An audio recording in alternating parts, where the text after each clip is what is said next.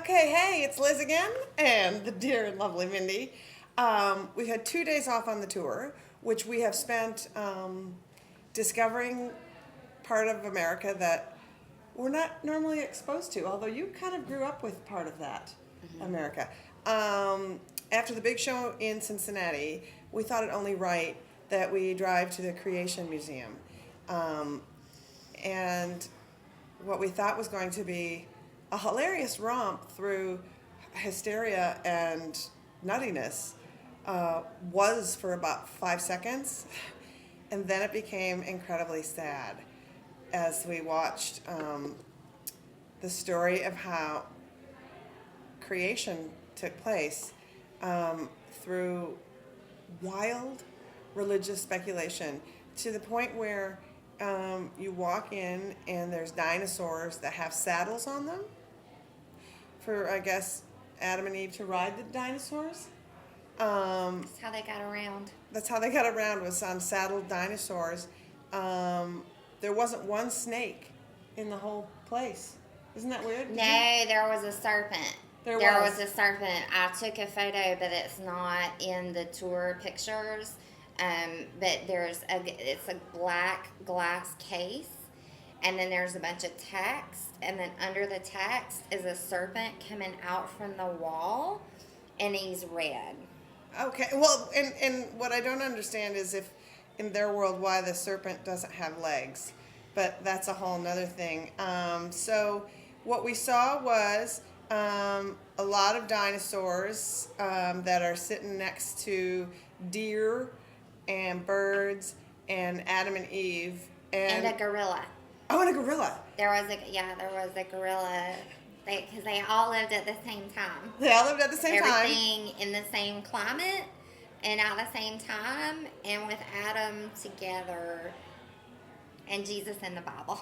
Yeah, and what was awesome was that every human being depicted looked like they could be on that website, look at this fucking hipster. A little bit. Right? Their hair was very shaggy. A lot of shags. Apparently, on the 5th day, God created the razor for the banks. Yeah, well, Noah created dog food, but they didn't have any scissors for their hair yet, but he created kibble. Yeah, Noah created dog food, and they made the ark out of something called gopher wood. We actually got to see, they did a replica of the ark, and it's 1% of the ark. And so when we were like, well, there was no dinosaurs on the ark if all living creatures were on the ark, they explained that away by saying that the dinosaurs somehow couldn't fit on the ark, and so that's why we have fossils, because it was all the dinosaurs that died, and then that's why we have fossils. But the creepiest thing was, it's the Creation Museum, which we assumed was about the creation of the earth, but you're seeing some dinosaurs hanging out with humans and gorillas and stuff, and then all of a sudden you walk through a tunnel that turns into an alley that turns into like broken families because they don't have the Bible in their house, and alleyways that have like newspaper clippings about abortion and gay marriage up, which I guess happened back then too. Stem cell research. Yeah. Did that happen back then too? I don't know. I think those walls were supposed to scare us, Liz, but I was looking at them and I was like, oh, that'd be a good location for my client that's a fashion designer that's like a punk rock lady, and I was like, oh, that'd be... Yeah. It wasn't scary. So, and then we ate at the Noah's Ark restaurant. Yeah, y'all didn't get a good meal there. No, you had the pot roast sandwich. If y'all ever have to go there for some reason, there's a pot roast sandwich, and it says pot roast just on a bun with some kind of Middle America fatten you up sauce. But it's real good. Yeah. It's real good. If you're going to go there, you can do that. Don't get the chicken salad in the tomato.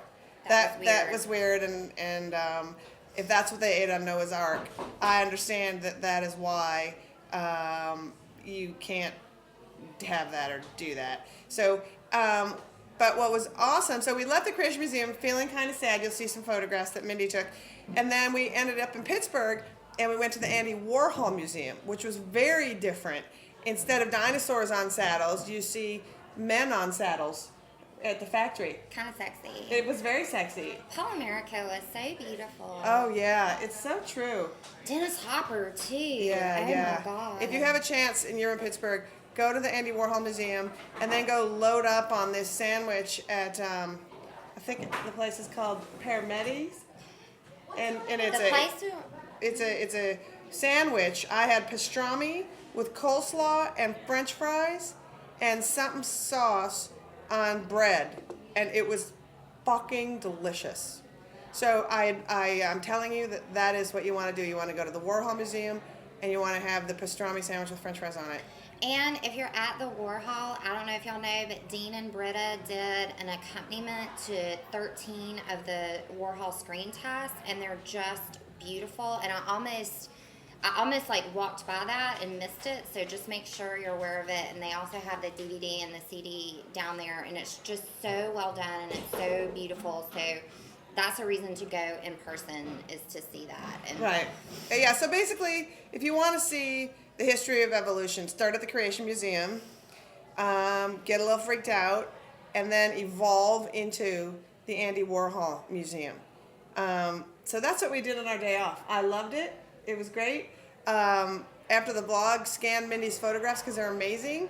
And tonight, we are doing a show at the Bricolage Theater in Pittsburgh. Again, sold out show. We're so excited. Gabinesso is opening. The space is beautiful. We have amazing cookies that are, somebody made this whole table full of treats and cookies. That's incredible.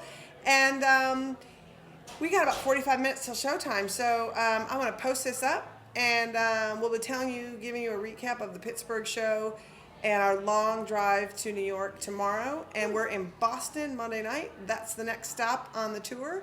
So you might not hear from us for a couple of days because it's time for me to take the dogs to the vet when I get back, do some laundry, regroup, watch the news, see what's happening, and then we're back out on the road. So for me, Liz, and my lovely, lovely friend Mindy, until next time, peace.